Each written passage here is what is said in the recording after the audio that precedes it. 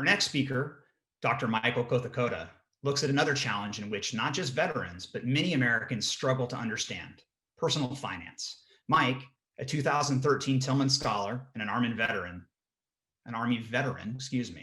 earned his MS in predictive analytics from Northwestern University and a PhD from Kansas State. He now runs Wolfbridge Wealth, which is a research-based financial planning firm. He argues that there are no one-size-fits-all solutions for financial planning. What's needed instead is an individualized approach focused on your needs and wants, the past, present, and future. We'll now cut live to Mike, live from his home in North Carolina for his talk, Making Personal Finance Work for You. Mike, thanks for joining us. Thanks, Alex. Financial advice isn't one size fits all. American finances don't match the ideal state. We have difficulty prioritizing spending and savings, and that's usually because we don't know what our own priorities are. So there's this disconnect between our needs and our wants and our ability to manage finances. And that gap isn't easily bridged without sufficient effort. And even then, we don't fully grasp what will work best for ourselves. So one of the reasons some researchers think we have so much trouble managing our finances is because of this concept of mental scarcity. And that's the inability to manage your finances because you have too much other stuff going on, and it makes it difficult to think.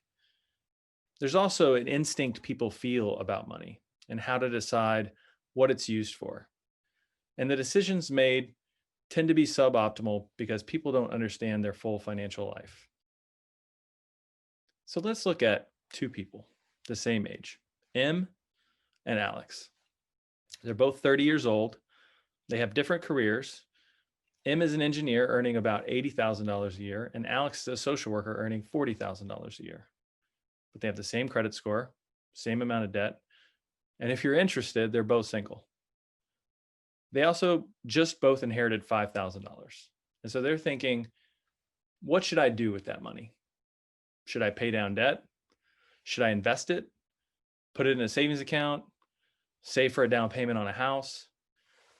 These are big questions. And for many people, they look to experts for answers. So they might call into the Susie Orman show. They might sign up for Dave Ramsey's newsletter, or they might tune into Mad Money to get stock advice. And some people may go to see a financial advisor, a term that effectively has no meaning because anybody can call themselves one. Susie Orman will advise you to do anything that might improve your FICO score without knowing whether you actually need to improve it. She might tell both M and Alex that they need to pay down their debt in order to free up available credit to boost that FICO score. Dave Ramsey's probably going to give you some of the same advice and tell you to pay down your debt and that debt is bad. So his advice will mirror Susie's, but for different reasons. Jim Cramer is going to pace around the room. He's going to punch the air, and he's going to shout at you to buy some stock. And both Alex and him will be buying the next stock to crash if they follow his advice. So there's a problem with getting advice from either financial celebrities or even regular financial advisors, and that's bias. So they're supposed to get to know you and figure out what you want and how to help you get there. Some are really good at matching your financial situation to stated goals that you have, but their biases still play a role in the advice they give. You know what it doesn't do? It doesn't take into account your personal money story.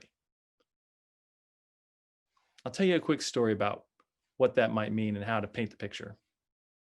When I was a kid, we didn't have a lot of money. My dad was in the Army and my mom worked at Sears in the paint department. My brother and I used to love to go to the movies, but like now, popcorn was very expensive. So my mom used to hide a bag of popcorn in her purse, one of these giant purses. And so I was always worried that we'd get caught and thrown out. And I'd get this anxiety about it. So now I make sure that if I'm going to go to the movies, I have enough money to pay for popcorn and maybe a drink at the theater. I receive a certain pleasure from it. It's not an outsized expense, but that expense is discretionary and popcorn is expensive. So most financial advice then doesn't take into account the total of you, past, present, and future. A financial planner will say, well, this expense isn't needed or excessive. So because even though you know this expense is the result of something from your past, you must eliminate it because it doesn't fit in with traditional financial dogma about spending and saving. And that advisor will say, this is not in your best interests. But what are your best interests? Financial advisors have a habit of dividing things into wants and needs, or if they want to be fancy, discretionary and non-discretionary. They deprioritize the wants and fail to consider the impact that this will have on your quality of life. We need and we want, but they are tied together. So we need to optimize how we think about financial matters, not letting my biases or anybody else's biases keep you from doing what's best for you. Now, the math is complex, so we won't go into it here, but consider a situation where you're playing a game. We'll call it the game of financial planning.